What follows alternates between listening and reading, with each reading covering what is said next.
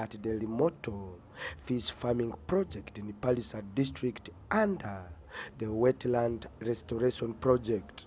Basically, this is what this project aims to achieve: to conserve the wetland and give people alternative, but also give people money in their pockets. Because you see, in the rice growing there, in 1 acre, somebody can get like maybe 900,000 shillings in 7 months, in 6 months, in 1 acre. In fish farming, in 1 acre, the last harvest we had was 77 million shillings in 1 acre. So you see the comparison. The Republic of Uganda, to see that our people from Eastern region who have been pro-growers of rice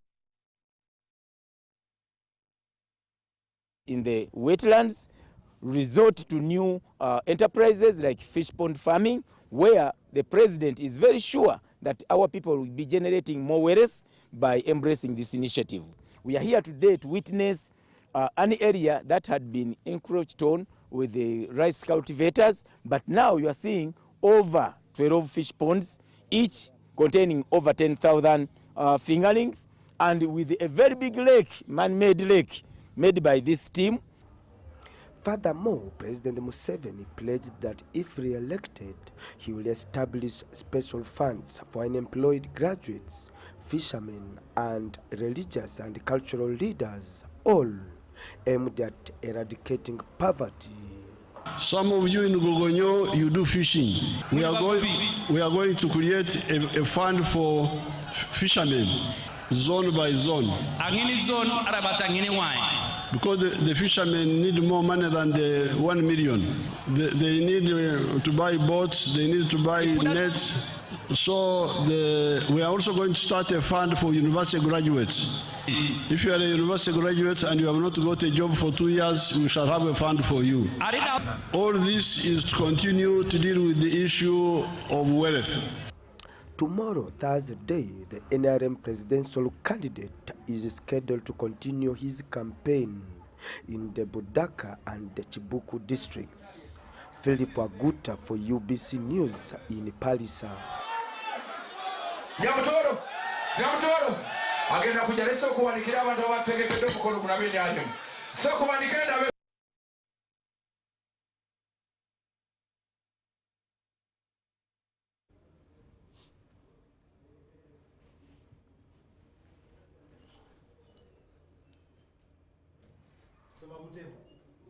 story. We shall get to that later.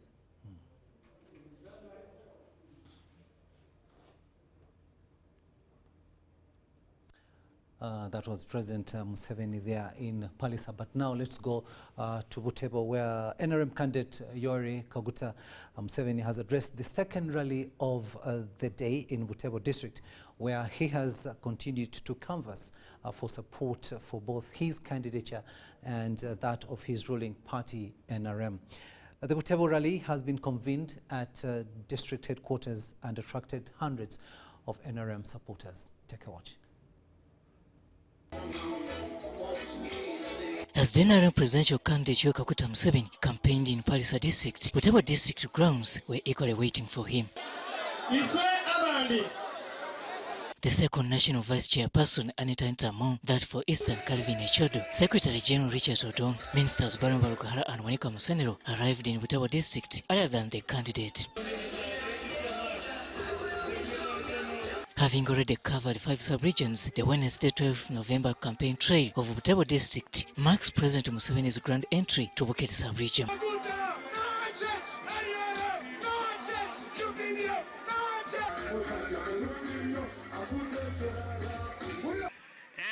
After 5 years, we go through national elections, and in this meeting, we shall be holding a small accountability report that will be given by our chairman of the district. The evening rally was also graced by ministers Jacob Oboth, Musa Echweru, Jennifer Namuyango, SEC members Stan Collins, among others. And I want to tell you the God-sent president that we have is President Museveni. The Science, Innovation and Technology Minister, Dr. Monica Musenero Masanza, who also doubles as Butembo District NRM chairperson, welcomed the president. Your Excellency, Butembo, as you see from the numbers here, continues to pledge loyalty and commitment to implement all the programs And we are all gathered here to listen to the wisdom that you give us. The district has also poured utmost appreciations to the NRM government. Table used to be one of the insecure places. We transitioned from that. These people have been waiting for you and excited to hear you share the manifesto with them. I am here with the other leaders of NRM to brief you about, to present to you the manifesto of the NRM. The four-clustered address highlighted peace, wealth creation, health and infrastructure. Manifesto of NRM 2026-2031 points out 7 contributions NRM has made to Uganda. The first one is what some of the speakers have talked about, the one of peace. In terms of infrastructure, Museveni is impressed by the level of maintenance and thus pledging more works. You are maintaining the Malam roads very well. Because I landed somewhere in a helicopter and I came on a very good Malam road up to here. And yet in other districts, they just eat the money. In education, the NRM government is equally happy about the progress Butebo has registered. But where we are now, for me, as somebody who has been around for a long time, I am happy to see that Butebo alone has got 5 government secondary schools. Because in 1961, when I went to Ntale, there were many boys from all parts of Uganda, including Rukidi. And the reason was that there were no A-level schools in the whole of northern Uganda and eastern Uganda. So when I come here and I find that Butebo alone now has got 5 secondary schools. And when it comes to creating more job opportunities in the country, President Museveni has stressed the need to support the private sector and wealth creation. Government jobs are very few. They can't manage the population of Uganda, which is now 50 million. All the jobs of the government are 480,000. Therefore, the jobs come from the private sector. With the above testimonies, Museveni sees no any other choice other than the NRM government. So if somebody says, why are you supporting NRM? You should say, number 1, it has brought peace. Number 2, has brought development. Number 3, has shown us how to make wealth. Museveni will on Thursday, 13th November 2025, address rallies in Budaka and Kibuku districts, still in Western region. Robert Anyango, UBC News. Thanks, Robert Onyango, for that story. And of course, President Yoweri Museveni has concluded his campaign trail in Butebo district. But now would like to look at how his performance was in the previous election, and we're going to look at the fact sheet of Butebo district. Butebo district is made up of 17 sub-counties, 61 parishes and 268 villages, and the total population, according to the 2024 census report, shows us that it is 171,433 people. The 2021 presidential voter turnout in the district, the total registered voters were 51,443, representing 100% of the entire population, and the voter turnout was 36,735, representing 71.41%. Now, the main contenders in that election, of course, it was President Yoweri Museveni representing the NRM party, who had 23,532 votes. Those are the people who voted for the NRM in Butebo district, and that number represented 65.7% of the votes. Then we had NUP, the people who voted for NUP in Butebo district in 2021 were 10,890. Those were the votes that they cast for the NUP, and that represented 30.4% of the votes cast.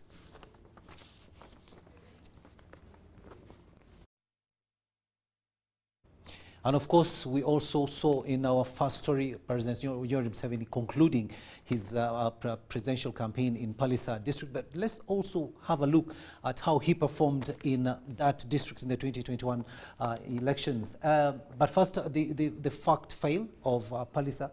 Palisa district is made up of 21 sub-counties, 90 parishes and 498 villages.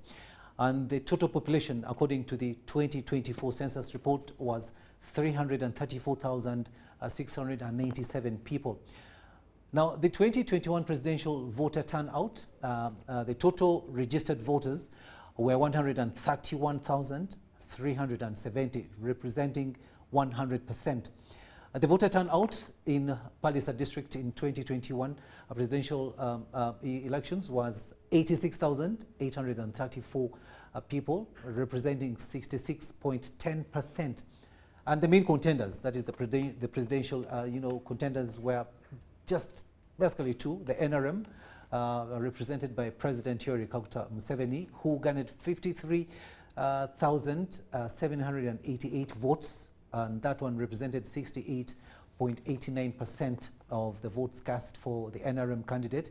And then the National Unity Platform, NUP party, which got 16,362 votes, representing 19.74% votes. And that is how things fared in Palisa district in the 2021 presidential elections. But the question here would be, when you look at those statistics, you realize that the voter turnout actually went on decreasing. So the question is, what happened and what do we expect in the 2026 general elections? That is the question probably the Electoral Commission could also give us an answer to. But now, moving on, President Yoweri Museveni has warned that Africa risks becoming a burial ground of unfulfilled potential if its leaders and citizens do not wake up and embrace his long-held vision of political integration as a pathway to a self-sustaining continent. While addressing members of the Sebei sub-region media fraternity in Mbale City last evening, President Museveni urged the youth to resist being swayed by foreign cultures and the allure of modern lifestyles. He instead called on them to remain focused on peaceful nation building and development within their own countries. Take a watch. As a startup fund. The second National Vice Chairperson and Speaker of Parliament, Right Honourable Anita Ntamong, led the front bench at the Tuesday evening media engagement of candidate Yoweri Kaguta Museveni. We've also talked about the wealth creation. In this wealth creation, you've talked about the PDM. You want money in the economy, and we are happy that the people of Sebei have understood and are ready to go by that.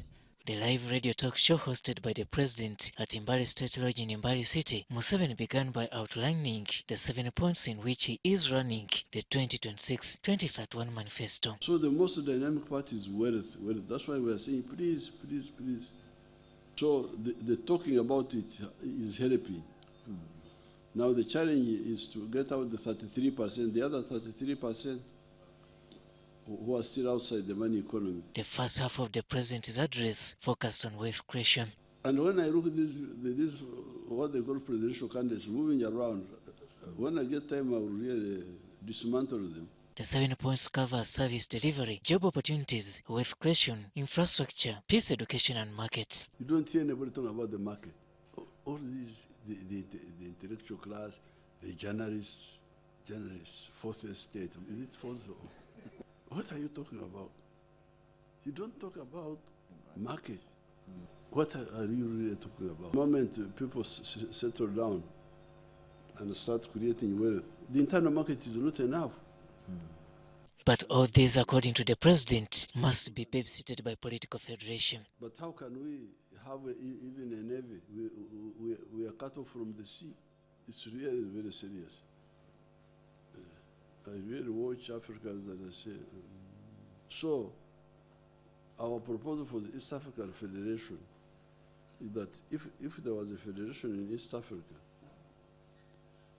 you would create a center of gravity for the for the black race. They would have a center of gravity. Museveni says the worst is ahead for the continent if Africans don't wake up early. But the overall situation needs you young people to wake up. All African countries are democratically weak, very risky. Me, I see big danger there. But this, according to Museveni, shouldn't come with a misguided approach. So when I hear these young children that they are writing about what? I don't know. What are they writing about? Rioting about? You don't hear them talking about any of the crucial points. I don't know what they talk about. Sometimes corruption, sometimes like the ones in Kenya or the ones in Tanzania. With the above articulations, candidate Museveni raised himself above other presidential competitors. We have a clear diagnosis of the problem of Uganda, of Africa, and we have got a prescription, and we have already implemented parts of both, and we are saying that please support us so that we do more. Museveni has now left Sebei and camped in Bukit sub-region, ready to spread the NRM message of protecting the gains. Robert Nyango, UBC News.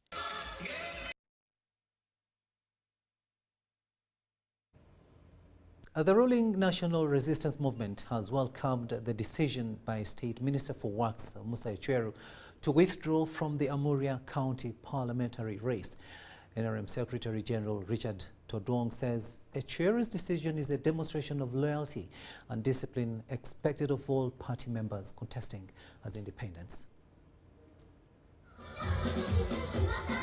As campaigns gather pace across eastern Uganda, the message from NRM leadership is one: unity above personal ambition. This after State Minister for Works, Musa Echweru, announced his withdrawal from the Amuria County race to rally behind the official NRM flag bearer. I realize that it is not wise for us to keep bickering about what has passed. Instead, let's confront the future with the confidence. This gesture has been welcomed by the NRM Secretariat as a model example of political discipline and teamwork. He is our party chairman of Amuria district. The fact that he stepped down for a flag bearer, it means that he has realized that the party is bigger than him and he is respecting the party. The winning of Museveni as a candidate is equal to durable stability. The winning of President Museveni is equal to sustaining the gains that we have made and progressing the region that lost time during the wars. We call upon all those who are contesting as independent and leaders in the party and also our party members to reconsider their stand and let us support the flag bearers wherever they are. Whether they are weak or what, they have already been elected by the people, we need to support them. This coming as the ruling party continues to persuade other independent candidates to withdraw, including ministers. Because you should have contested in the primaries and then see what the people say about you. But you wait, you dodge primaries, then you come after primaries. It is an indisciplined matter. And we are aware of that. We have sent information. And good enough, some of them have indicated that they want to negotiate to step down from the race because they realize they need to respect the party. In Butebo, NRM leaders echoed the same message, urging unity among supporters and continued trust in the movement's leadership. In almost every sub-county, we are now having almost health center threes. We have got health center threes. We have got administrative centers in every sub-county, properly built. I think it is only Butebo in the whole of Uganda where the sub-county administrative units have been built. People of Butebo are requesting at least a Tamaka road that is stretching from Palisa up to Nakaluke, and then from Budaka, then the other side of Kumi. The cotton which we used to have is no longer there, so it is always important, it is incumbent to the government to really get a solution for this. Women and youth leaders in the district also weighed in, highlighting government empowerment programs as tangible evidence of progress under the NRM.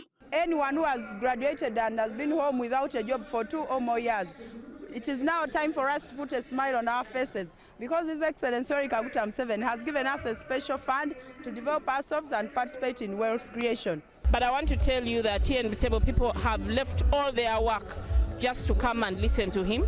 And when we are moving, they just told us, President Museveni should not ask for the vote. They are going to vote him overwhelmingly. With the calls for reconciliation and focus on the bigger picture, the NRM leadership in Butebo says loyalty, unity, and service delivery remain the key pillars for the party's continued success. Henry Okrut, UBC.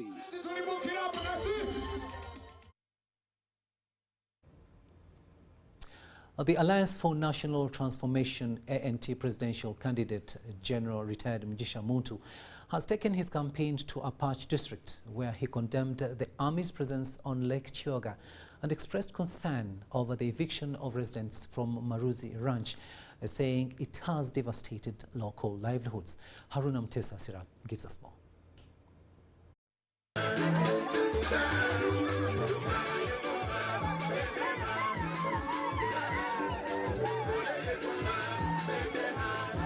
Alliance for National Transformation presidential candidate General Mugisha Muntu has taken his campaigns in Apache district, beginning at Waitumba village in Ibuja sub-county, where residents voiced concerns of army operations on Lake Kyoga that have disrupted their livelihoods, particularly fishing activities.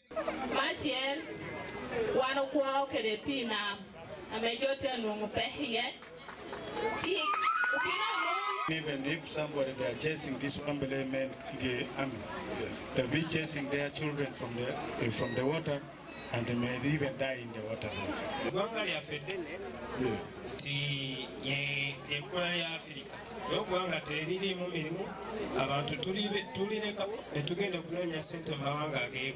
Villages along Lake Kyoga in Apache district depend heavily on fishing for survival. However, poor fishing practices have led to conflicts between local fishers and the army, which is enforcing better fishing methods on the lake. While addressing his supporters in Waitumba and the Kaye landing site in Akokolo, General Muntu pledged to address the issue of the army presence on Lake Kyoga if elected president. Kenya does not have an army on Lake Victoria. Tanzania doesn't have an army on Lake Victoria. We don't even have any quarrels with Kenya or Tanzania for there to be an army, even for security reasons. I guarantee you. In a government that I would lead, the army would just not be on the lake at all. He emphasized that the army's role on the lake should be limited to patrolling and intelligence gathering, not engaging in fishing activities. I can't understand the logic of General Museveni having the army engage in the fishing industry. I have never understood it. I have background in the army. I have never understood that reason at all. The retired general also met supporters in Apache municipality, where he discussed several critical issues affecting the people of Apache district. I believe in justice. I believe in institutions and systems to be the basis for governance, not just individuals at the top. I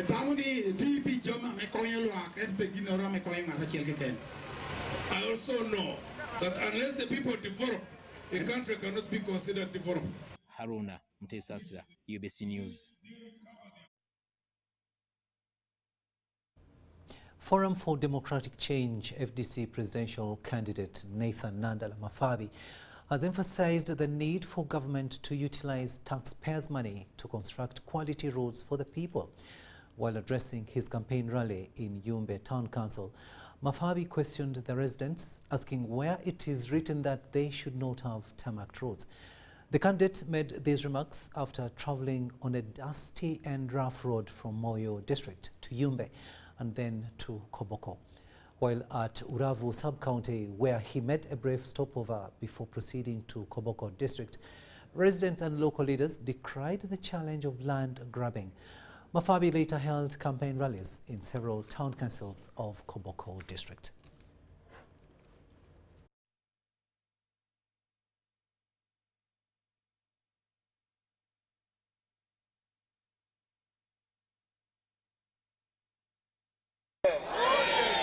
One Uganda, one people, one Uganda. FDC, oh yeah. Stealing. Otherwise, if they had applied our taxes very well, All these roads would be having taxes, even village roads should have taxes, and the people of Uganda would be traveling and doing business very well.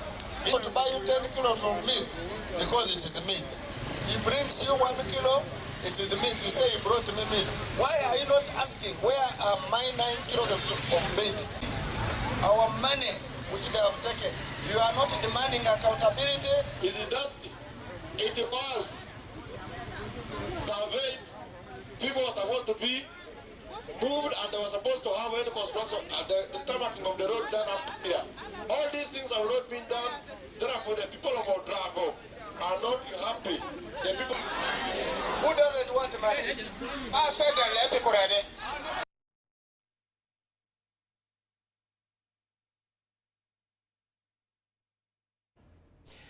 The National Unity Platform President and 2026 presidential candidate Robert Kyagulanyi Ssentamu has spent the entire day traversing Rukungiri district. Kyagulanyi, who had earlier left Kisoro district for Rukungiri, is seeking support from residents ahead of the upcoming general elections. Along the way, Kyagulanyi met Father Gaetano Batanyenda of Chitanga Catholic Parish in Rukungiri district, who prayed for him to have a safe journey and to succeed in his presidential race. Their journey continued to Mary Mother of the Church Nyachishenyi Parish in the Kabale district, where parishioners also prayed for Kyagulanyi. He told them he entrusts his campaign and leadership ambitions to God, believing that only through faith can Uganda achieve lasting change.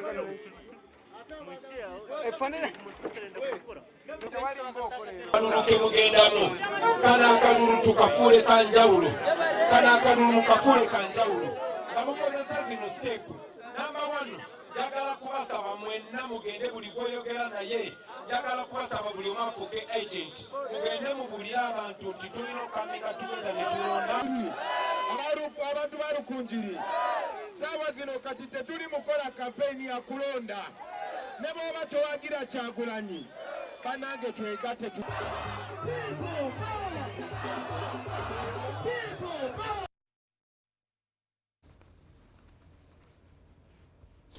The first national vice chairman of the National Resistance Movement, Alhaj Moses Chigongo, has cautioned the NRM independent candidates that they risk making the party lose elections.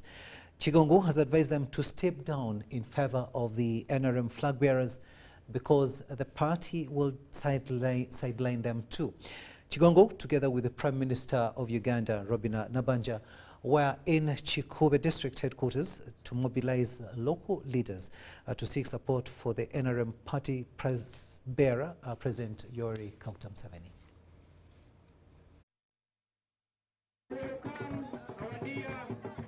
The Prime Minister of Uganda, Robina Nabanja, together with the first national vice chairman of the National Resistance Movement, today spent part of the day in Chikube District to mobilize local leaders to canvass support for the NRM presidential flag bearer, President Yoweri Kaguta Museveni.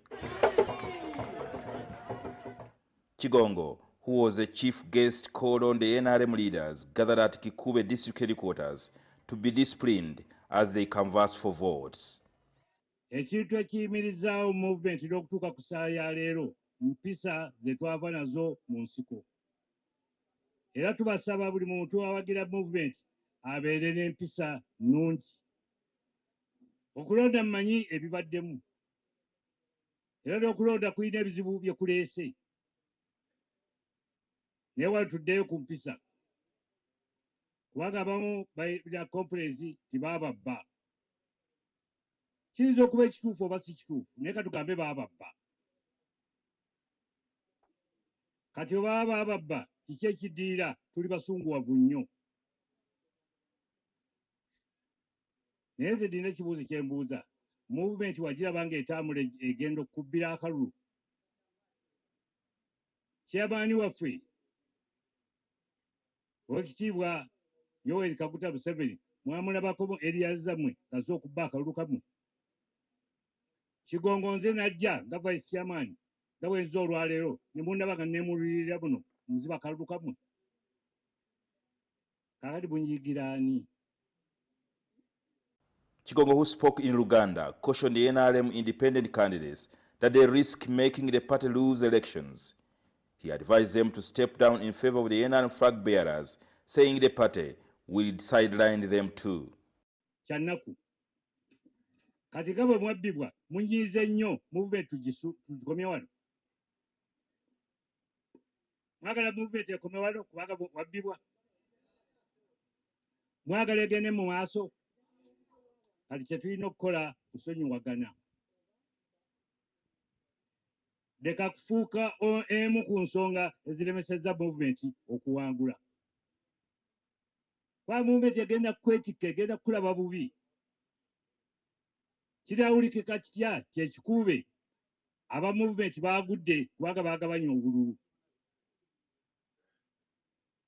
Bali agudde. Bwa movement bwagwa kinaakusanyusa omuntu w'ekikuube. Kinaabasanyusa. Bw'obeera nti ggwe otuleetedde okugwa onoowulira bulungi ti movement egudde lwakuba ggwe. Buli lw'osiizinga nga toli mu movement manya bumanya nti famire ya movement enkulu ogivuddemu. Si bwe kiri bannaye ne tutuuka wano n'otulyamu olukwe n'oyagala otusuule tunaakulaba bulungi. Tuba tukulaba bulungi. Era nze kyenva ngamba bano nze abantu njagala mbabuulire mazima. Ekireese omutawaana ne problemu ze tufuna bantu butayogera bye boogera si bye bakola. Naye nze nasalawo ku lwa movement mbuulire abantu amazima ankyawe naye nga mubuulidde mazima. Siira gwe nnyomba naye. In the process, some independent candidates stepped down. N'olwekyo bwe wabaawo aba independent abagambye baagala kundabamu I'm free. Mujje mundabe. Twaze mukulembeze wammwe mujje mundabe twogeremu. Era waliwo neebaliza abakyala be bandaza ababiri abaavuddemu. Babadde abo. Abavuddemu mujjeeko wano bannange. Wabula ku lw'obulungi bwa movement n'okwagala ekibiina kyaffe okugenda mu maaso basazeewo baveemu mu mirembe awatali kondisoni zonna. Buli awayulise mu NRM ayongere okugatta ndowooza tumwanirize n'obugalo. Omulimu ogwo agukoze okuva lwe baali mu nsiko agukoze nga ndi SEC member ate era akyagukola nakati. The Prime Minister of Uganda, Robin Nabanja, together with the State Minister for Public Service, Mary Mugasa, also urged the NRM leaders in Chikube to strongly mobilize for President Yoweri Kaguta Museveni as they prepare to host him on the 15th December this year. Bali abayizira abandi bakugamba ngo bajja kugaita district bwe balaba bafukire ba president. Ati no bawakarulwa bagaruka Kikube babagalule hoima. Ati awo tukwenda hanju muntu ha muntu kigere ha kigere nyumba ku nyumba bampa ha bampa pikipiki soula karuka mzee. Ekyombeko kino okirisa kikombe kwa government ya Uganda mubuleke adikuota ekatwara sente zinga ekatwara bilioni 2 baitu tukyayongerayo haiko kalina emyalire 2 hivyo mutere akaru twongere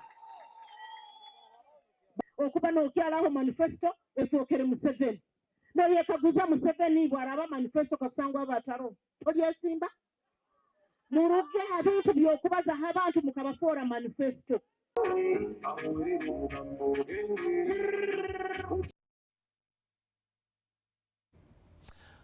Prime Minister Robin Nabanja there and Alhaj Moses Kigongo talking to Chikube, especially NRM people and telling them that once you get independence, you're dividing the party.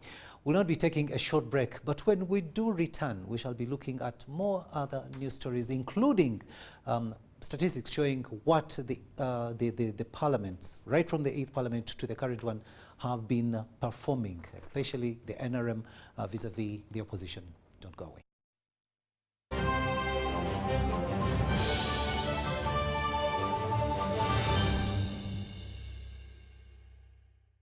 With Momo, you have the power to pay for shopping more easily using your phone. Dial *165*3# or scan to download Momo app and pay for anything. No hassle for change. And even better, if you run out of money while paying, you can simply add core with Momo Advance. That's Momo. That's the power to be more. Ochikoze mwana. Shop is stocked, customers ready. Now it's time for takeoff. So offer them more. Become a Wendy agent today and offer mobile money top-ups, customer service support, utility payments, water, power, pay TV. You're now. Turn your shop into a Wendy agent hub and commissions on every tap and easy access to loans. That's right. More foot traffic, more sales, more profit, paid instantly. Register free. Call 0800-217-200 or WhatsApp 0707-993-930. Wendy Wonawoli. This is our home, our land, our Uganda.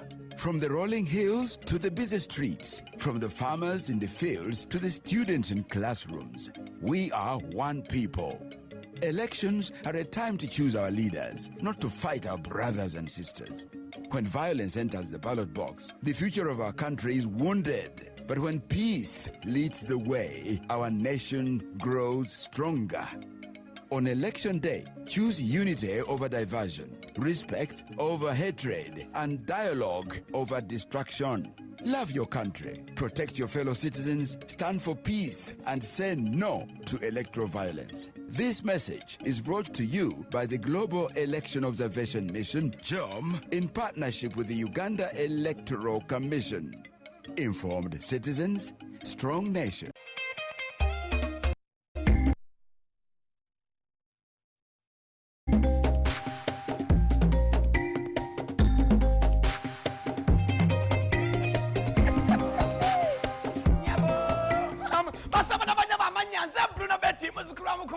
nateranga nyingiro ne banafa ba MTN wanje MTN walala MTN gamba chi to get the power to win njagalo fune elyanyi okuwangula ogenda kuwangula ota ngenda kubanga bobukadde 10 buli wiki wanje ngenda kubanga kwasa obukadde 10 buli wiki ku simu ye nyinyi kyabonka kimu kyokka line ya MTN bana beka buli ogenda okusasula ekintu kyonna ogenda okusasula ntakwese momo obulira buli ogenda okusasula ngwena kyosasula kyonna kozesa momo oyinza okubanga ngenda kwewola kasente kozesa momo wanje ogenda kuinvestinga kozesa momo abwe MTN we jamani nekwa obukadde 10 buli wiki wala kastejo bimala bwe pala wentandika ngamba kiye kiriwo wanje nenkwata ku masimu ngamba halo walirudawa tenze tirinyi halo walirudawa zende gulu halo walirudawa ndi mutukula halo oliwa ndi mwanange ndi wano mu office ntode nyiga ma computer nenkuta awa namwe kasana benesi okuberanga mwana wote koze ebyo no amanga epeyinze ebolowinze investinze ngekozesa momo. Remember to dial *165# or use the Momo app to borrow, to pay, to invest, and you could stand a chance to win 10 million weekly.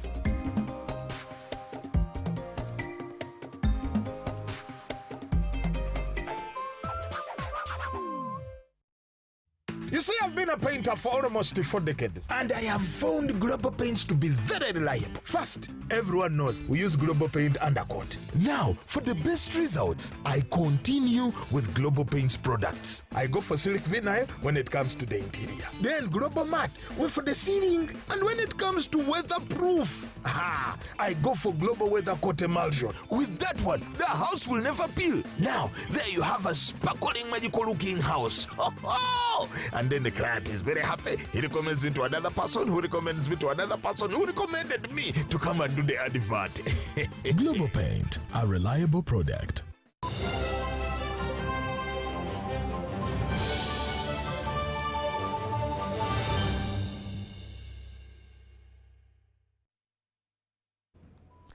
Welcome back from that break, and this is News Tonight here on UBC TV. A warm welcome to those of you just joining us. Moving on, Dr. Crispus Kionga, the NRM flag bearer for Bukonzo County West in Kasese District, has today launched his campaign trail. Dr. Kionga, who previously served as the NRM chairperson for Kasese District, spent the day in Chihoko Parish and Winyiswa, urging the people of Bukonzo County West to vote for President Yoweri Museveni and himself on January 15th, 2026.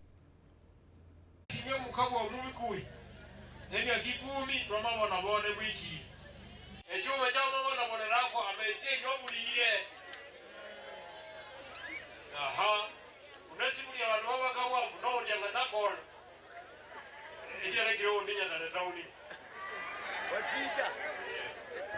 Inyo mukome jamba karurukenyu kwa minya mutama etema subura.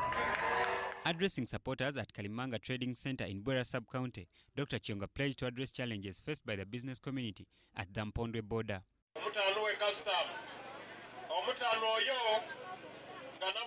Vote for President Museveni and myself and other NRM members to ensure sanity in trade between Uganda and the Democratic Republic of Congo.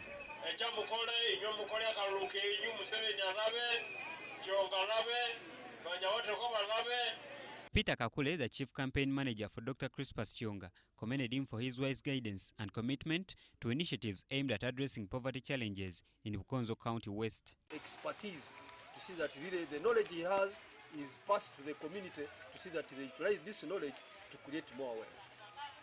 Otherwise, I urge all people of Bukonzo West, from Kitolu, Yehandiro, Kitomakanya Town Council, Mbondolubira Town Council, my home sub-county Nyakiyumbu, and Wera sub-county, the home sub-county of Dr. Crispus Kionga, that massively come 15th January, we should vote for NRM. Where there is Museveni, you can't give Dr. Crispus Kionga. These are like twin brothers. They are twins because they came together, let them retire together. Dr. Crispus Kionga, who emerged victorious in the recently concluded NRM primary elections, now faces the incumbent Katsabe Atkins from the FDC and Takahaba Said from the National Unity Platform.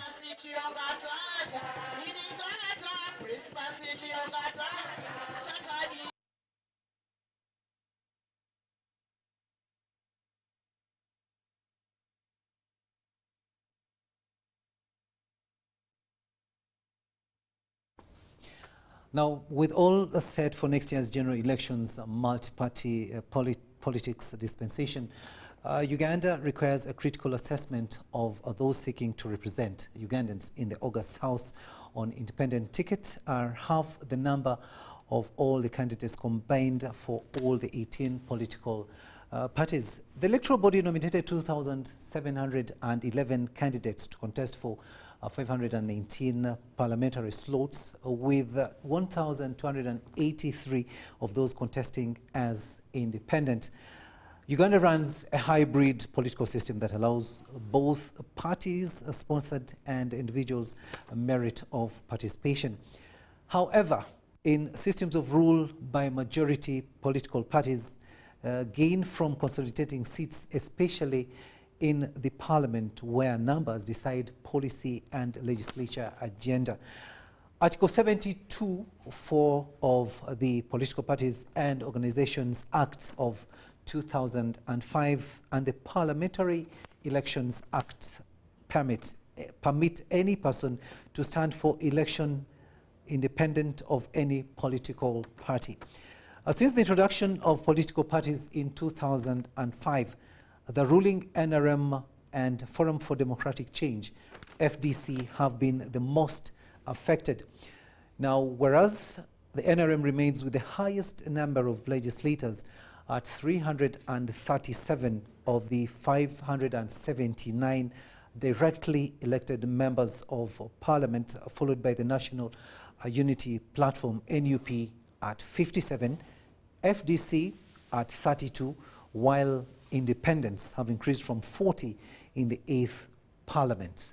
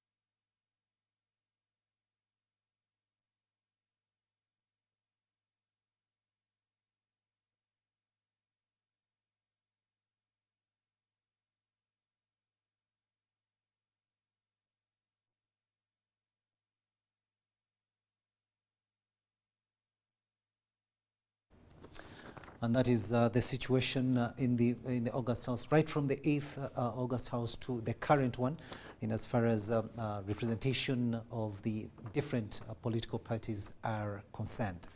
Let's move on now with other news. And Uganda Railways Corporation has launched a 5-year strategic plan worth 1.7 trillion shillings aimed at enhancing operational efficiency, diversifying revenue sources and attracting private sector investment. The plan, launched by General Katumba Wamala, the Minister for Works and Transport, is expected to be financed through a combination of government funding, development partners, internally generated revenue, and through public-private partnerships. Dennis Tigoa reports. Uganda Railways Corporation strategic plan for the financial year 2025-2026 to 2029-2030 is driven by the urgent need to revitalize and modernize Uganda's railway infrastructure to support national development and regional integration. It outlines clear strategic objectives, investment priorities, and institutional reforms. A challenge of the liquidation of railway transport infrastructure, growing potential for commuter passenger services, topic for discussion this morning, limited integration of railway systems, limited funding, limited human resource capacity, weaknesses in data management, and also weaknesses in the results reporting framework. At the launch event, the Minister of Works and Transport, General Katumba Wamala, and the Permanent Secretary at the Ministry of Works, Wasu Abagea, underscored the importance of investing in railway transport, citing some of the challenges URC is currently grappling with. I want the URC to be a commercial entity, generating its own revenue, deciding its own priorities, doing investments beyond just the rail and the wagons. That's what I want to see. As you have said, you have a redundant land. Some of it, you'll never use it for running a rail there. Why can't we think out of the box on how to use that land and becomes commercially viable? Alongside the strategic plan, Uganda Railways Corporation also unveiled a 5-year revenue mobilization strategy geared towards mobilizing resources that will facilitate the implementation of the 1.7 trillion shillings strategic plan. One of the areas we're looking at, financial sustainability, is to have what is called a railway development levy. This one has worked in Tanzania, this one has worked in Kenya. How does it work? You charge about $1.5 per ton on cargo coming into Uganda. That cargo is charged. And then it is put into a consolidated account, managed by Ministry of Finance, managed by Ministry of Works, managed by Uganda Railways Corporation. It's a little amount of money, but cumulatively, it has done wonders. Meanwhile, the Minister of Works and Transport, URC, and other stakeholders have been taken through the presentation by the consultant for the feasibility study of the meter gauge railway, passenger railway operation of the Chengera Bujuko and Kampala Mukono section. The expansion, stroke improvement of passenger train services in Kampala fits well in the 5-year strategic plan to fully focus on achieving all the objectives of the planned passenger service. It's widely acknowledged that a country that builds and modernizes its railways builds the future, connecting opportunities and prosperity. Dennis Igoa for UBC.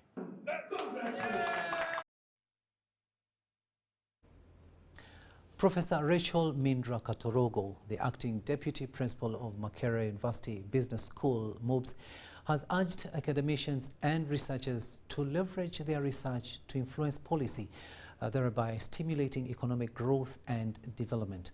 She emphasizes that this approach is essential for the academic community to effectively connect with both the industry and policymakers.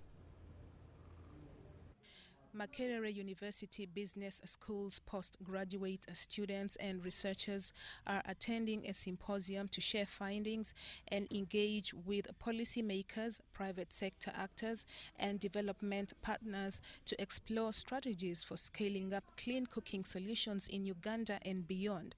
Professor Rachel Mindra Katorogo, acting deputy principal of Makerere University Business School, MUBS, highlighted the institution's decision to impactful research that shapes government policy, fosters business growth, and promotes data-driven decision-making. This kind of research is supposed to foster innovation.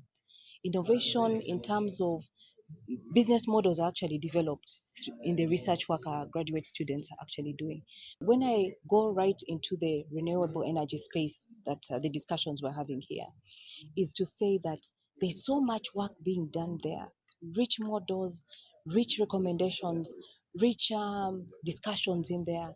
Can we use them to advise the ministry? Professor Mindra emphasizes that research drives innovation by influencing business models and products, especially in renewable energy. She also highlights the business school's contribution to Uganda's development goals, including industrialization and social inclusion, aligning with Vision 2040. Because we have grown beyond simply business and management, but to go into spaces that are relevant in terms of the National Development Plan 4, the Sustainable Development Goals, the Vision 2040, the Agenda 2063 of Africa. So we are really aligned and we want to support the transformation of this country. Dr. Ruth Atuhaire, head of the Department of Energy, Science and Technology at MUBS, emphasizes that the symposium aims to showcase the graduate research outputs and their tangible impact on communities. Because we believe that academia, being a mass of knowledge, they should be able to impact the industry, they should be able to impact the community. So we are asking them, in which simple language are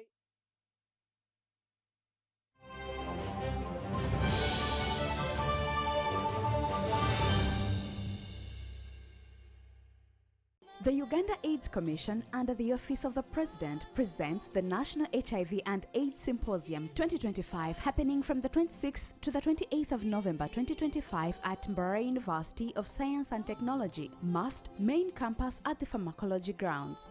Join researchers, policymakers, health workers, and community leaders as we discuss ending AIDS in Uganda. The guest of honor will be Professor Pauline Byachika-Kibwika, the Vice Chancellor of MUST. Don't miss out on engaging discussions driving progress in the HIV response, innovative sessions, and free HIV testing services. Visit nhas.usc.go.ug for more information. Let's make it happen. #EndAIDS2030UG.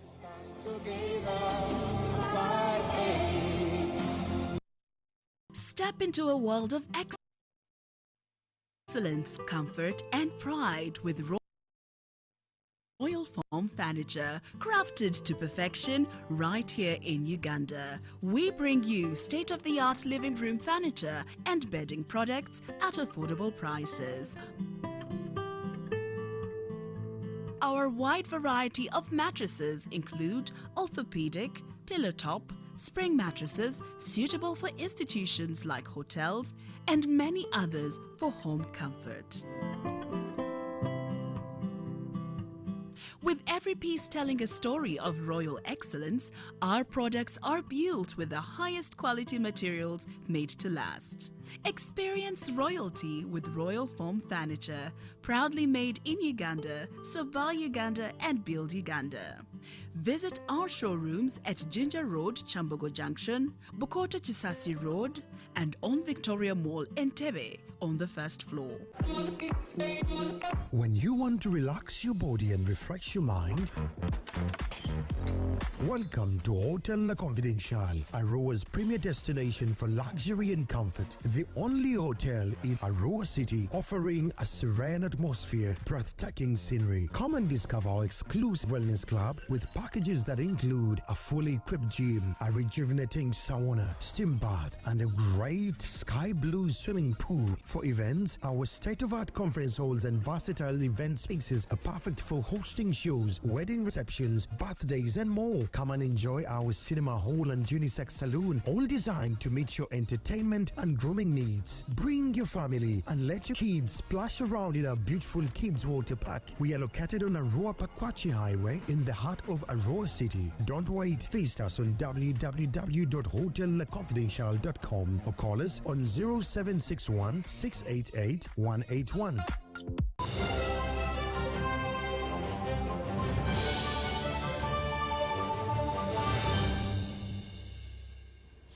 Welcome back. Now, the government of Uganda has officially resettled 97 survivors of the November 2024 Buluganya landslide in a newly established camp in Kwen district. The disaster claimed more than 100 lives, destroyed property, and left dozens homeless. The resettled survivors were ushered by Mwenyi Davis, the Commissioner for Disaster in the Office of the Prime Minister. It comes a year after the survivors had been temporarily housed at Bumbute camp, but the government has finally ushered them at Kweni Survivors Camp by Mwenyi Davis, the Commissioner for Disaster. I congratulate them for having arrived here, and we are going to share out this land to them because it is their land. The president bought for them. So we are going to share it out to them. Our plan is to do a township. We are not going to spread people staying everywhere into the land. We want to consolidate land for production to be separate from where we are staying. Some of the beneficiaries, including Nasimolo Lawrence, expressed gratitude for the government intervention and asked for further assistance in opening up land for cultivation. Opening this land is somehow difficult. My request to the government is they would have provided us with a tractor. And later on, we get pumping machines that we manage to pump water and do irrigation because we are people, we are farmers, so we will do everything. The Kwen Resettlement Camp is located in Tepsukuya Town Council, just a few kilometers from Pian Upe Game Reserve on a 2,065-acre piece of land. Chebet Siraj, the mayor, Tepsukuya Town Council, urged the new settlers to respect wildlife and avoid poaching activities from the nearby reserve. Serious caution, please don't poach. You know, the human being wants meat. And before you settle and you see some small animal here, you may again begin killing it. It will be criminal. Please don't do it. The government says the new settlement is fully equipped with essential social amenities and is designed to help the affected families rebuild their lives with dignity. Irene Faith Nantongo, Yiga Mohammed, UBC News. The Minister of State for Gender in charge of disabilities, Helen Grace Asamo, has reaffirmed her commitment to improving the welfare and inclusion of persons with disabilities in Uganda. Addressing the media, Asamo outlined key achievements by the government and promised even stronger action in the next term. Take a watch. The Minister of State for Gender in charge of disabilities, Helen Grace Asamo, has credited the NRM government for making remarkable progress in supporting persons with disabilities. As government during my term of office, we have delivered a national special grant. This is a grant given to people with disabilities to be able to manage economic activities. Because as government, we are aware that many of us did not go to school. So the only thing we do is to do some kind of businesses that help us to keep our families and keep our children. Asamo revealed that government has increased funding for reasonable accommodation, allowing people with disabilities to hire helpers or sign language interpreters to support their work and education. In this current financial year, we have been able, through His Excellency, to add 500,000 to cater for what we call reasonable accommodation for people with disabilities. Looking at the future, Asamo outlined her agenda under the next NRM manifesto, emphasizing economic empowerment, inclusive education, and social protection. I can use an example. When you are going to school, under the UP policy, they say the parent will buy a book, and a book is about 500 shillings. But if a child is blind, you are going to buy a braille machine, which is about 3 million, and the braille machine is not even seen in any shop in Uganda. She said government plans to introduce a child benefit program to support families raising children with multiple disabilities and to expand the National Development Plan's chapter on disability. For example, if a child is blind, is having a mental challenge, is having ABCD, this kind of children should be supported because the family automatically has to cater for this child like so many times. Asamo says she remains committed to returning to Parliament to continue advocating for inclusion, empowerment and dignity for all Ugandans living with disabilities. Mary Namkose, UBC News.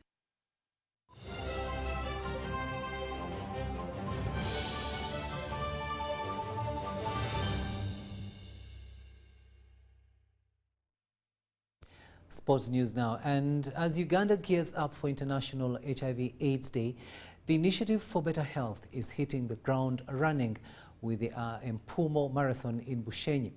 The run on the 30th of November will fire up Kizinda town ahead of national celebrations at Kizinda Playground on the 1st of December, where President Yoweri Museveni is expected as guest of honor.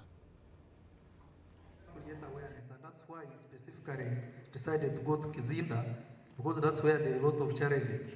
The congestion, a lot of businesses. I don't mean to campaign people's businesses, but there are so many universities here, and of course you know that age is targeted for social hours and the rest of the things that come along with all that. I was told that Kizinda has 168 bus. That is unprecedented anywhere. It will be at Kizinda, and we shall be running right away from 7 a.m. in the morning. And I will be here. I'll do the testing first, so I call upon all the people around to first come and do the testing. Very important. Then from there, it's not the end of the world if you're positive. It's not the end of the world, but it's important to manage the situation so that it helps us to live longer.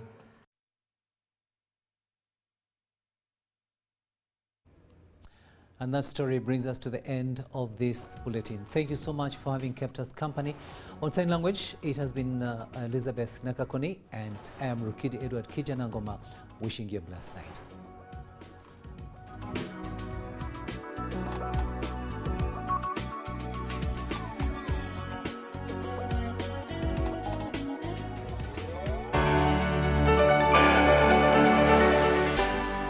UBC, inspiring Uganda.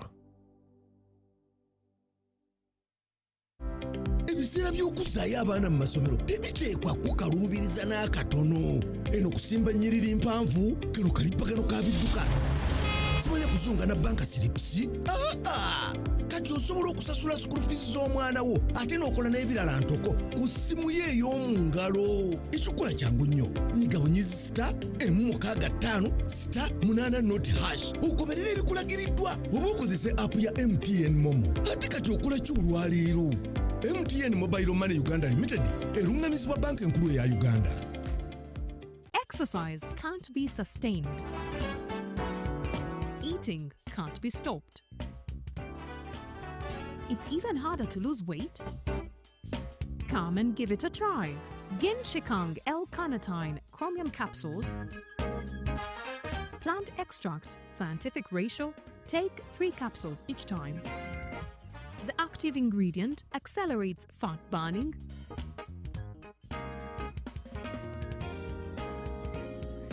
eat twice a day, don't take a detour. Weight loss starts now.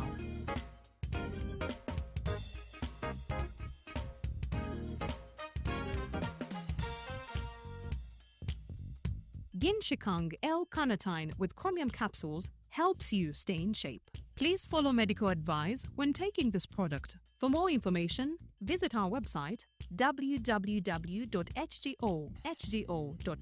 or call 0800 335555. This is our home, our land, our Uganda. Uganda. From the rolling hills to the busy streets, from the farmers in the fields to the students in classrooms, we are one people. Elections are a time to choose our leaders, not to fight our brothers and sisters. When violence enters the ballot box, the future of our country is wounded. But when peace leads the way, our nation grows stronger. On election day, choose unity over diversion, respect over hatred, and dialogue over distraction. Love your country, protect your fellow citizens, stand for peace, and say no to electoral violence. This message is brought to you by the Global Election Observation Mission, GEOM, in partnership with the Uganda Electoral Commission. Informed citizens, strong nation. Exercise can't be sustained. Eating can't be stopped. It's even harder to lose weight. Come and give it a try. Genshikang L-carnitine chromium capsules. Plant extract, scientific ratio. Take 3 capsules each time. The active ingredient accelerates fat burning,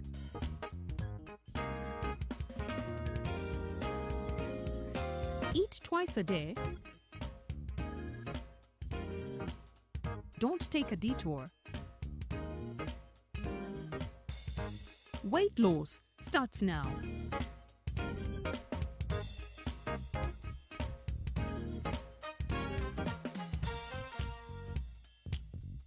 Genshikang L-carnitine with chromium capsules helps you stay in shape. Please follow medical advice when taking this product. For more information, visit our website www.hgo.com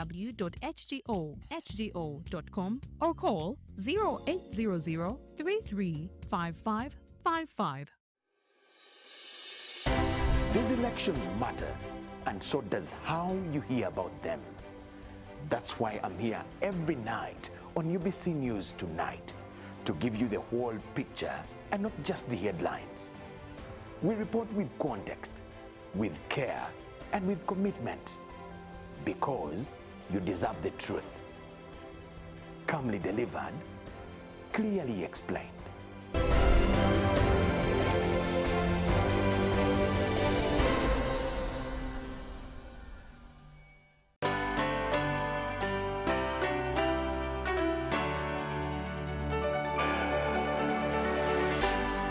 UBC, inspiring Uganda.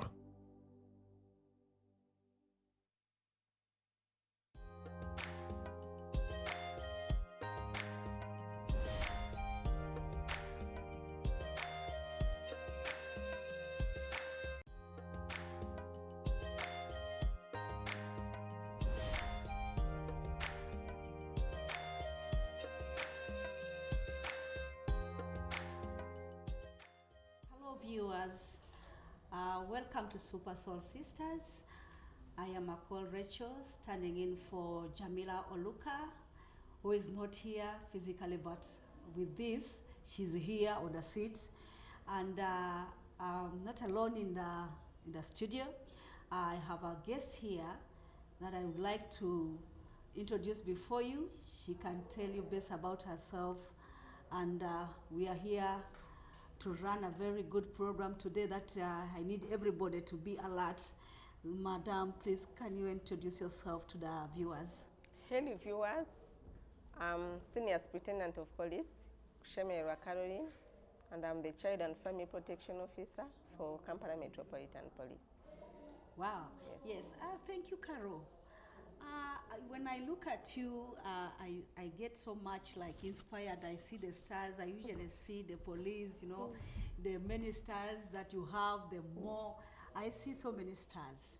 I would like to know, please, can you share with us more about yourself, how you got inspired to go to police, and especially the department that you are in? It was a friend who brought me an advert. I didn't have I had an interest of joining the police, no. It was a friend who brought me an advert and encouraged me to apply. And when the shortlist was done, good enough, my name was shortlisted. It is from there that When I was going to do the interviews, I met a friend who was an OG. We had gone to the same university, Chambogo University. And from there, that is when I was gotten encouraged. And we made sure that since we had all gone through, that is how we were recruited in the Uganda Police Force. That was 2007, September. Wow. And that is how I joined the police. Oh, that is so interesting. Yeah. Yes, thank so you. police, I'm so much interested. Now, when you join police, I believe police has sectors and say you go here, you go there. What did you pick interest, especially for this sector that you are in? Because I believe police has departments like any other institution. So why did you have to, what inspired you to pick that area? Most times in the police, you don't ask where I should be deployed. But the deploying officers, you just see a message that you have been taken to a particular department. It is only that when I was taken in this specific department, they took me where my prayers had always prayed for. I had always wanted to work with issues of children, issues of women. I think also the courses that I had done, I did Bachelor of Arts with Education at the university. So somehow that is where I was inclined. And thank God that our trainers maybe could have identified me to do more of my social work. And I found myself being deployed in that department. And that is where I concentrated, being that is where my interest was. Yes, this is a family child and we call it a child and family protection unit, and it is Kampala Metropolitan. There are lots of things. You've mentioned something very interesting. You first started with education, and then you... I did a Bachelor of Arts with Education at the university. You can imagine how rich I'm a teacher by profession. So she's a teacher by profession. So she has I only ran away. This is so interesting. You didn't run away. Actually, you have a school there. You have students there. You're only handling another category of learners. Yeah. Yes. Our viewers today, we are with Carol here. We are trying to look at the 16 days of activism, generally to what we look at ending gender-based violence. When we look at the word violence, there are many things that come to us. The word violence does not just come to exist. There must be something not happening right wherever we are, and then the word violence comes in. So we are looking at how violence, how we can end violence in the women and then the girls. Basically, the 16 days looks at the women and the girls. Carol, I want us to share something. In the community, we have a lot of violence, but in different forms. Can you help us find out what are the forms of violences that we are actually experiencing in the communities that we live in? We have a number of forms of violence within the communities where we stay, within the institutions where we work, within the institutions, the schools where our children go. In the hospitals, we have also had cases being reported there, sexual harassment. But we can group them, we can categorize them into physical. The physical is the beating, the slapping, the burning, the physical harm that you can see that this person has been abused. And that is the common one because people know it as the only form, by the way, of violence. That is what people know, that when I beat a person, they will know that I have beaten. If I burn a person, if I slap a person, so physical violence has the biggest number of cases, and also it is very well known. So because people have known that that is the type of violence, which a person can even come to the police and report and will be seen, now there are other forms that they resort to. For example, the psychological form of violence, the rusirika. People just keep quiet and they are using signs and writing. If you're a woman, the spouse, and you want like the budget, the list of things, the items that you need in the house, you write, put the sheet on the table before the husband leaves. You read it, put the money there. Now that is another form of violence that is killing people. Depression is real. You see people moving there, you see vehicles knocking people. It is not that people are just being knocked from nowhere. People's minds are far. So that psychological violence is very dangerous because it has gone into depression. Recently, I remember I got a client who came to me, had been referred to me from one of the institutions of government because she went there that she wanted to meet a president.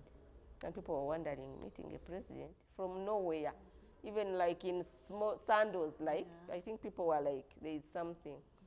But because they knew me, she came, I talked to her, speaking uncoordinated things. That when I'm at home, people have electrocuted my house, people have done this, you know, you look at someone and you see that that is psychological violence. But other people might not know it. They might think that the person has run mad. But when the person gives you a story of what is happening, then you know that the person is going into depression. And that is psychological. And normally it is where there is a lot of domestic violence and where there has been separation. That is where it is worse. That silent treatment is the worst killer. That means there's a lot really with the psychological. And it is affecting us because it is hard for people to open up, to come and tell you that I'm going through this, I'm going through this, I'm going through this. Because of COVID, people lost jobs. People have also lost, because of the economic hardships, people have lost businesses. People are in a dilemma. So someone who used to work and can feed the family, we also know that we have a number of single mothers who are handling, who are taking over the roles of men. Even when the men are present in the homes and even those who are not there. So present and absent at the same time. Present and absent at the same time. And the women are looking after the families, paying school fees, buying food, paying the bills. And then such a person loses a job in a day. What happens the next day? It's just you see a person, things beginning to change. You have the person, but ideally the person is not there. So these are the people you find communicating alone. You find somebody Yes, is alone in the absolutely. dialogue alone and says, let it be like this. A lot is going on for sure. Mental is a very key aspect that we need to look at. Yes. When the brain is damaged, these are the impacts that now, these are like... and those are some of, that is where we are getting cases of murder, where women have murdered men.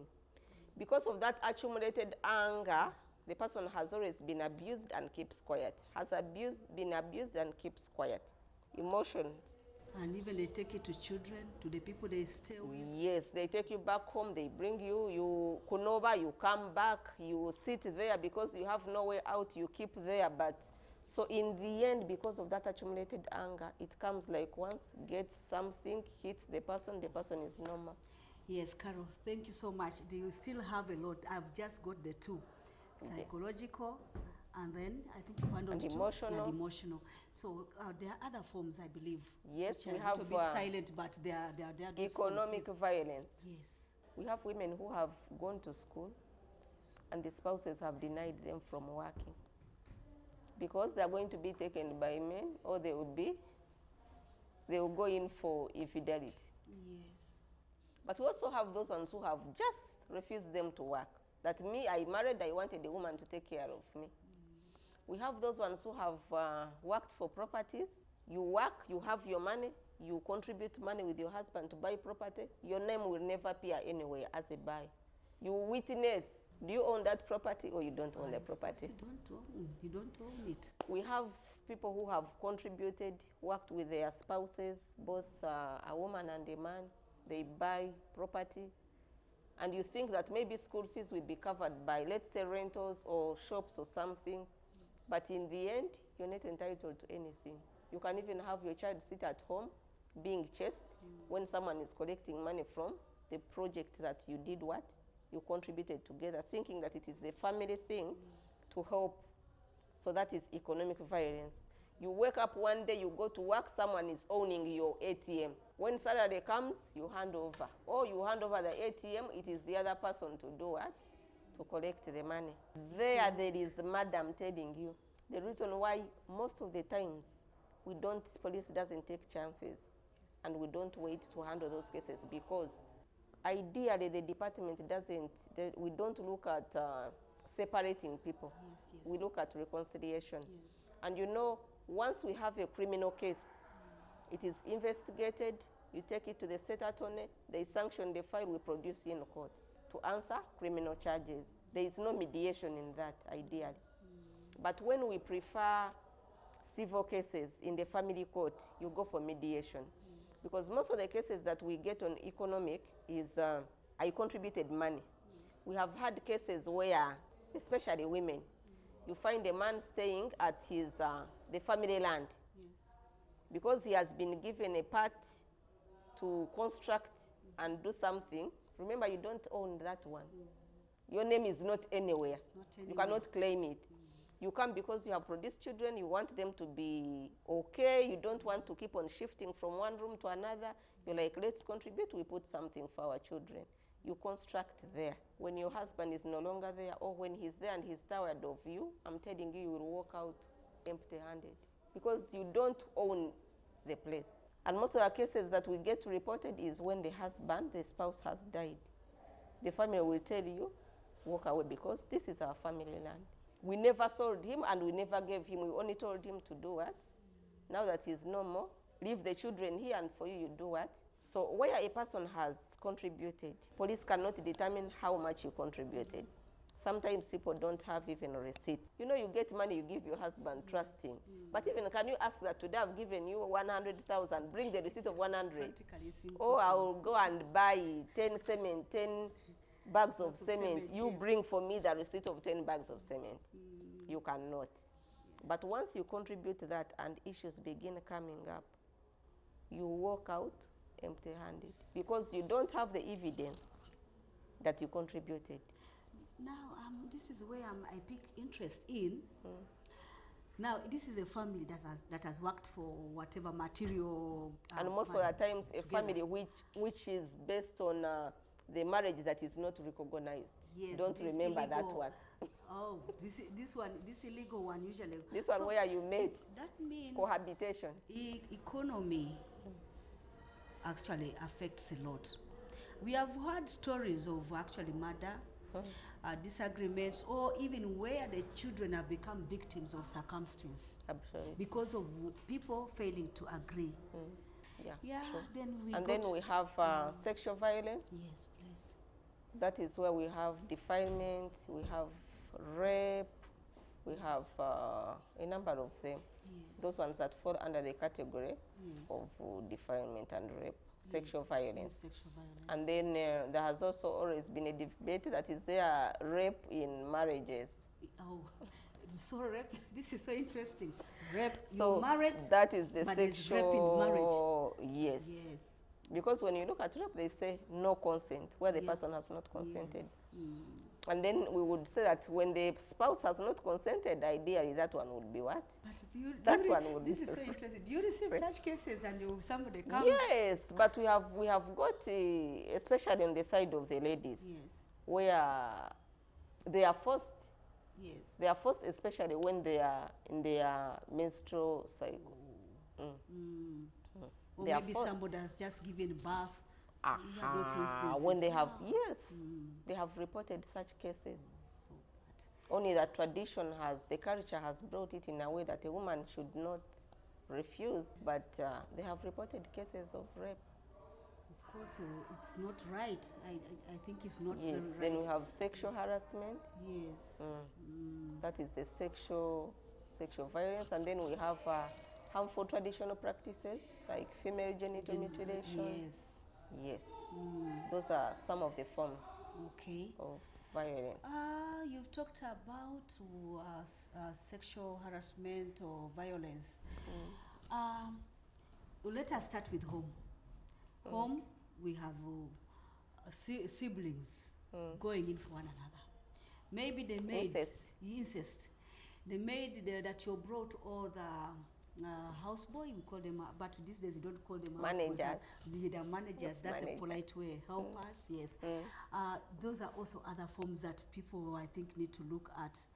Yes. What usually happens when this sexual harassment comes in, do these people come out or come up and do you receive them from your place where a child has come, doesn't tell the parent, but comes and tells you that, you know what, my brother has done this to me, or a maid? For cases of incest. Yes, or incest, or even because any sexual harassment is so yes. much at the workplaces. The workplaces. But in homes, yes, we have incest. Yes.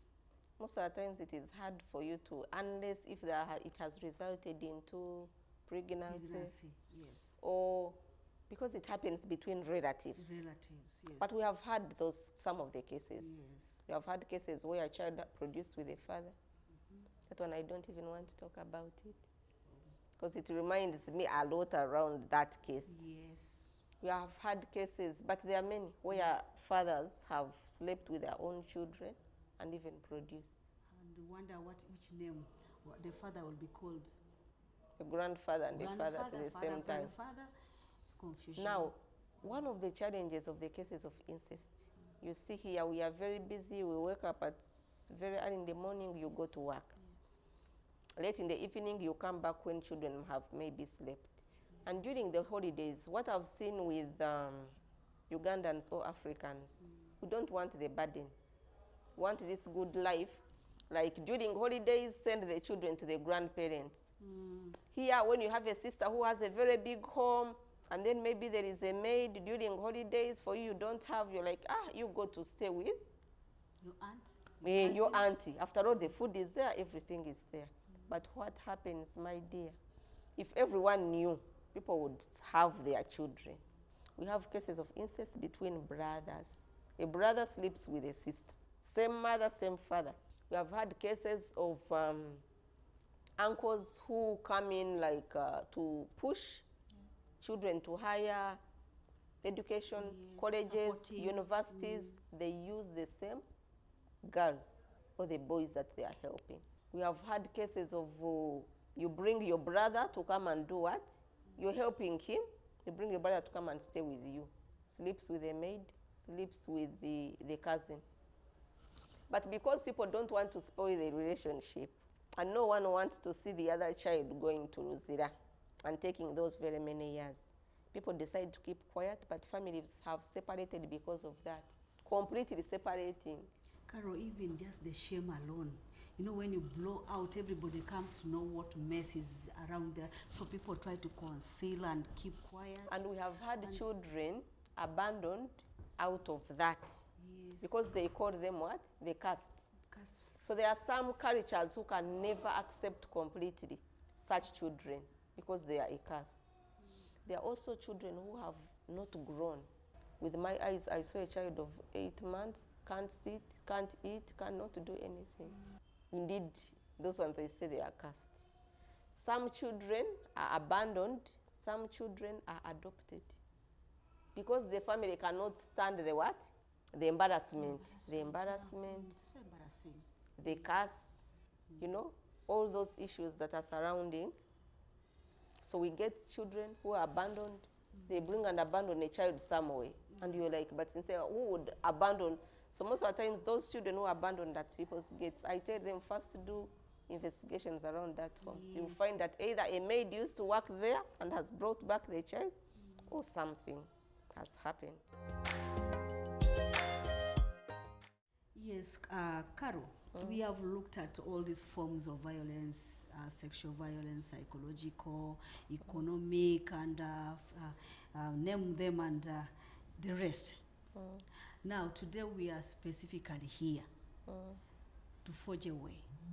We have 16 days of activism, and it is all geared towards ending violence onto the women and onto the girls. The viewers would wish to know what is the focus? What is the 16 days looking at in regard to these forms of violence? So during these 16 days of activism this year, for us as Uganda Police Force, we are focusing on the prevention and the response for cases of gender-based violence. On prevention, how? We want to engage the communities we want to engage institutions, the schools, on ways how we can prevent gender-based violence. Before it happens, to give them some of the how it happens, and then if at all it is about to happen, what should they do to ensure that it doesn't do what? The prevention measures that we are giving to the community and to the schools. Then we are also looking at the response. If it has already happened, what should we do? Who are the stakeholders that are involved? Which organizations are there in the communities that have been dealing in these cases? But anyway, are there organizations there that have been working on these cases, or they are not there? How are we going to respond? Because police is not that it can be in everywhere. We have systems. We have the local councils. We have civil society organizations. We have schools. Yes. How are we teaming together? We have local government. How are we teaming together to see that we do what? We respond to these cases. Because one institution cannot fight gender-based violence, because the victims need several services that the police does not offer. So during these 16 days, we are going to focus, our focus is going to be the communities, but also the schools. But also, how are we giving the information, since we are not very many that we can reach each and every person? Because we want this information to go to each and every person. How is everyone, if I'm at my work at the Kampala Metropolitan, this woman who is in the market, this man who is riding a border, this taxi driver, how are they getting the information? Because you're not going to go and do a sensitization activity that today we are in Kororo and every person will be there. Not even all the students will be there, by the way, and the teachers. We are not going to go to Owino and we say that all the people are going to be there. We need the media. Yes. We need the media on board. Yes. If we are to fight violence against women and girls. People need to get the information as much as possible. Because if I say that among the prevention measures, we should do this. Even a person who has not attended the sensitization activity will have got the information, because watched and got the information. Yes. And we'll be able to prevent. We know that we have a toll-free which I can call when my neighbor is going through a lot. We know that there is this organization which I've been seeing, and I didn't know that they work on what? On these cases of gender-based violence. Yes. Now, people have been passing at Mawanda Road seeing CEDOVIP, Center for Domestic Violence Prevention, seeing raising voices, but they don't know what they do. Because actually, yet they have been doing a lot of work. These organizations exist. Yes. Just like you know, when you're informed, you know the right thing to do and where to go. Exactly. And it's like these things are done by people who are deliberate, and not everybody picks interest in such unless if you have that will that you're ready to accept. Like I think raising voices is in schools. Very much. And there's a way how it communicates. I remember it very well. Those ones always call me. You know, these kids, they come and perform, you know. The clubs. Yes, yeah, the clubs, those clubs. Yes. They really impact, because when you communicate directly to these learners, they pick out, yes, they laugh, but they pick out something. Yes. And like you've mentioned something sensitive about media. With media, you can never go wrong, because it catches, it reaches a wider scope than maybe when you do go to sensitize a given area. Yes, you can sensitize from here, but as you bring something onto the air, all the country, before you get to know all the country, different sections, and the language will be the same. I heard about this. Oh, I didn't know about this. I didn't know where to go. I didn't know where to report. You know, so media, that means... It has a role to play. Yes, it has a big role. Though media has different parts, different kinds of media. Yes. They can promote violence, but they can also prevent violence. They can promote, I have liked promote. They can promote, but prevent. They can also prevent. Yes. Yes. And also give people the response, how they can respond through giving information. Yeah. But we need to engage the media in terms of prevention, and response to counter the promoting, because the promoting will always be there. Facebook will always be there. TikTok will always be there. But how are they getting information to counter the wrong information that is being given on other social media platforms? We need the media. So that when a child sees the other video, when you're here, you tell them that this is not for children. A child should not have access to this, and this. Super Soul Sister is actually doing that. It goes an extra mile and enters every section, because it invites the youth, it invites the police. That's why you're here today. It invites the teachers, and these are all the mouthpiece that it's Super Soul Sisters is using. Maybe it needs, I think, an extra mile where we can engage other stakeholders to come in. Like you mentioned about the first stakeholder, I would say, before even we begin saying violence outside this side, should be the family, inside the family. A smaller unit, then it comes out. When the family fails to solve, then you bring it outside. Where is the next? Before you run to police, I think there must be somebody, either LOC, right? And the LOCs also have different sectors, I believe. Yes, so you go to, if it is a security case, then you go to defense. If it is that matter, there must be a Nabachala handling such things. If they fail, if we can create that system and people get to know that there's a system, people die not because they want to die, right? But sometimes they lack the information where to go. Is the problem. Where do I go? Yes, I have this problem, and they hide with it inside the houses. Shortly, you get to know somebody has committed suicide. So I think with this, with the 16 days of activism, it is really very vital that we look at, we dig the roots, we find out what is the problem. How do we solve the problem? Who helps to solve the problem? What are the interventions coming from a different? These are voices coming. It's not a one-man show. We sometimes bring issues that are supposed to be solved to police. We run to police. The people run to police, and yet the thing is just true. Yes, like you teach the learner, children at home. This one you just solve it with a little. Some of these issues, it is your sister to solve them. Which are very simple issues. Yeah, it's a simple issue. Just because maybe, like we've said, psychological. Economics goes psychological. Exactly. Sexual goes psychological. Very well. All these are, I mean, all of them, verbal. You didn't mention about verbal. Using the mouth. Some people have killed others using the mouth. Blackmail. Blackmail. Saying something against, and the evidence is even brought. And I'm worried with I think the that AI, one it comes under emotional. Yes. Because they use the words yes. to hit the emotions. Yes. And we have had parents talking to children like that. And people abusing you that you're stupid, you don't understand, all those. A person loses self-esteem. And you're like, I think what the person is saying, there is some sense. Indeed, it seems because I'm seated here, I'm not doing anything. People, somehow, someone makes you to believe that indeed you're nothing. Through controlling, meanwhile, so they cut off. There are some people whom they have removed phones by them. Yes. A spouse is at home. You are not supposed to get out of the gate before calling. It is only one person that will allow you today.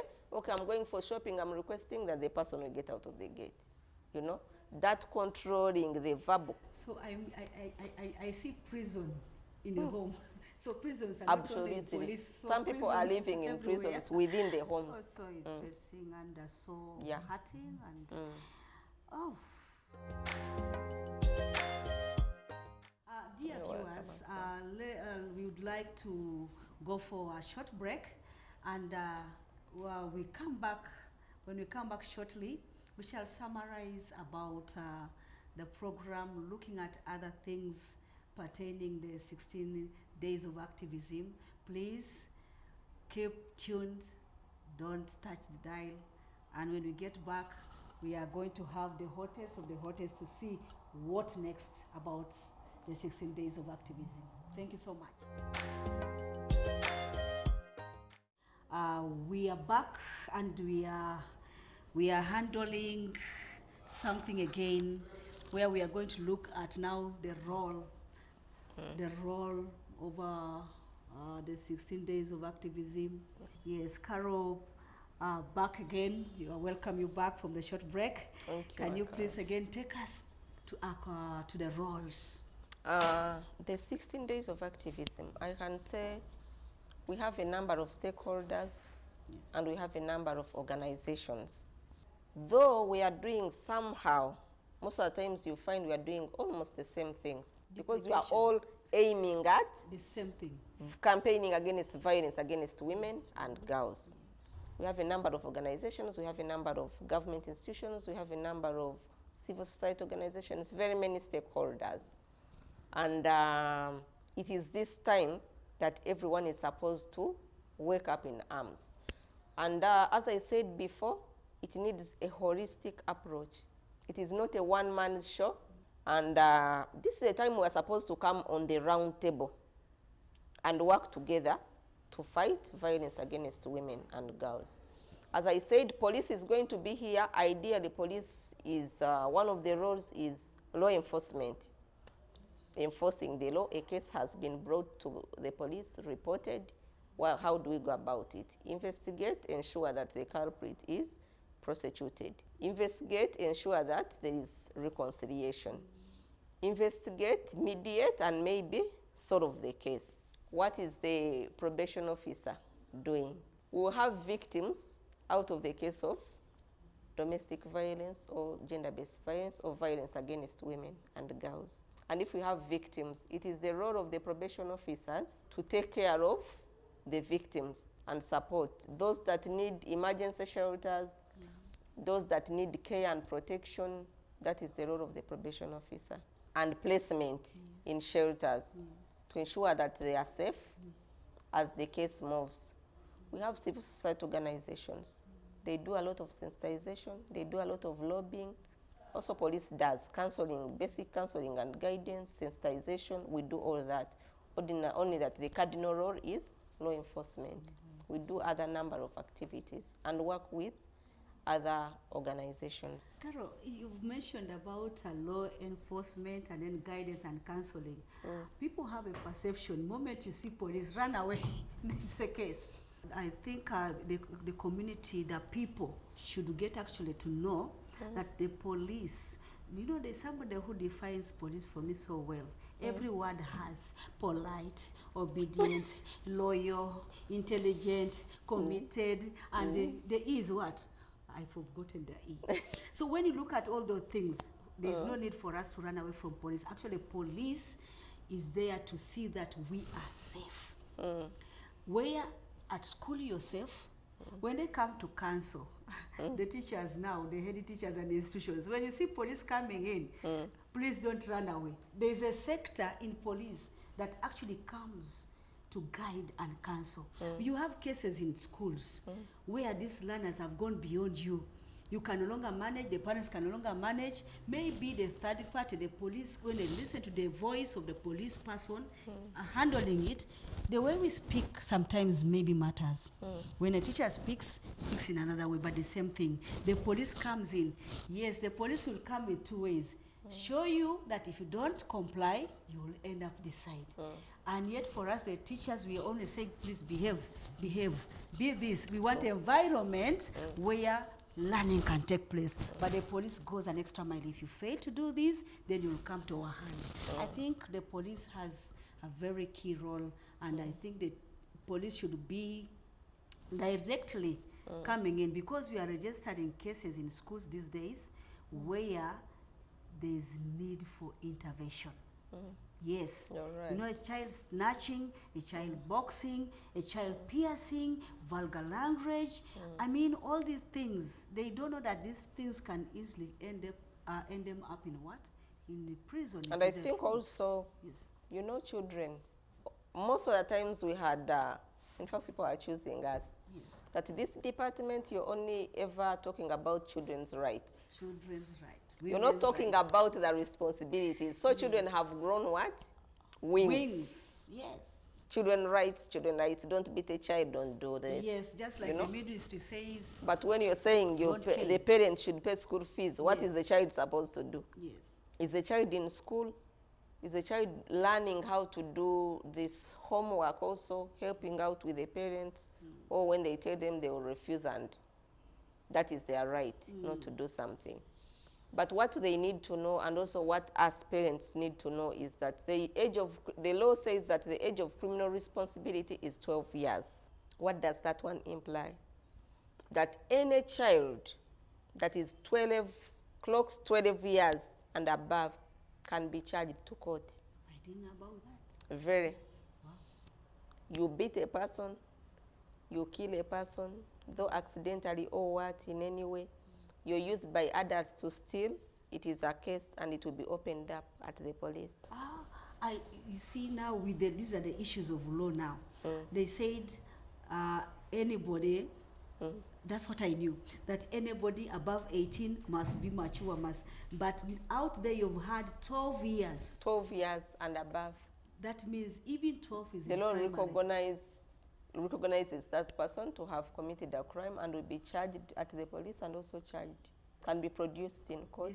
Only that the difference is they are produced in the children's court, children and family court, and then they go to the remand home for children, and then lastly at the rehabilitation center, those who have been convicted, the rehabilitation center for children. They don't mix them with the adults. Prisons for adults, but they are charged once they have committed crimes. Now, that is what children do not know. They think that once you are a child, you can do anything. Children's rights, it's my right to come late. But we have had... but these rights are regulated. Yes, now they are regulated. Please, the ongoing, the community, wherever, the and children. Those ones who are below 12 years, does not mean that they are left to commit crimes and just do away with it. No. The Children's Act shows the procedures, how such children who commit offenses and are below 12 years should be handled. And that is by the probation officer. They handle those children because sometimes they are at risk in those communities.